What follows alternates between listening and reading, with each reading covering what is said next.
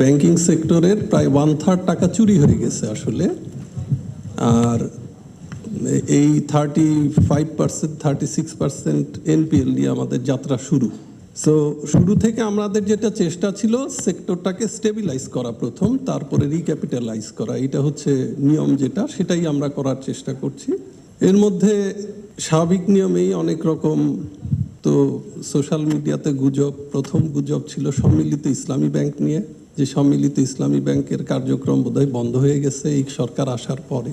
আমি সম্মিলিত ইসলামী ব্যাংকের কয়েকটা টাইমলাইন বলি। আমি ব্যক্তিগতভাবে দায়িত্ব নেই হচ্ছে 26শে ফেব্রুয়ারি। আর আসার পরে আমি দেখতে পাই যে আমাদের সম্মিলিত ইসলামী ব্যাংকের চেয়ারম্যান উনি রিজাইন করেছেন কিছুদিন পরে, এবং যাকে এমডি হিসাবে সিলেক্ট করা হয়েছে উনি অপারগতা প্রকাশ করেন।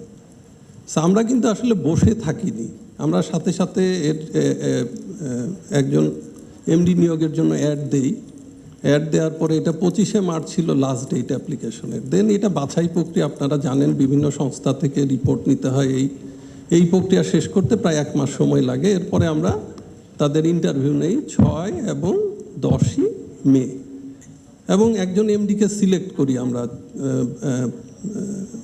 12 বা 13 তারিখের দিকে। দেন আমরা এটা আবার একটা মাননীয় অর্থমন্ত্রীর সভাপতিত্বে একটা কমিটি আছে, সেখানে অ্যাপ্রুভাল করতে হয়। পরবর্তীতে এটা মাননীয় প্রধানমন্ত্রীর অ্যাপ্রুভাল করতে হয়।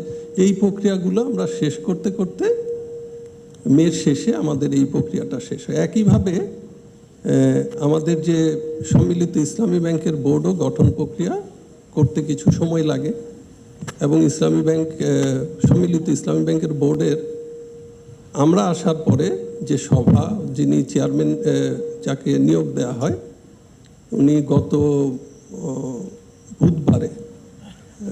মঙ্গলবারে প্রথম সভাটা করেন, এবং এটার প্রক্রিয়া এই কার্যক্রম খুব স্বাভাবিকভাবে আছে। এখানে যেটি আমরা পাই 5টি ইসলামী ব্যাংকের সিবিএস যেটা কোর ব্যাংকিং সফটওয়্যার, সেটা নিয়ে কোনো কাজ হয়নি আসলে। এটা ইন্টিগ্রেশনটা একটা বড় চ্যালেঞ্জ, আমরা এই কাজগুলো করি। সো আমরা ভিতরে বিআরডি আমাদের ডিপার্টমেন্ট যেটা, ওরা এই কাজগুলো এগিয়ে রাখে, এবং আপনার আগামী কয়েক সপ্তাহের মধ্যে দেখতে পারবেন যে এর কার্যক্রম কিভাবে দ্রুততার সাথে ইনশাল্লাহ আগায়।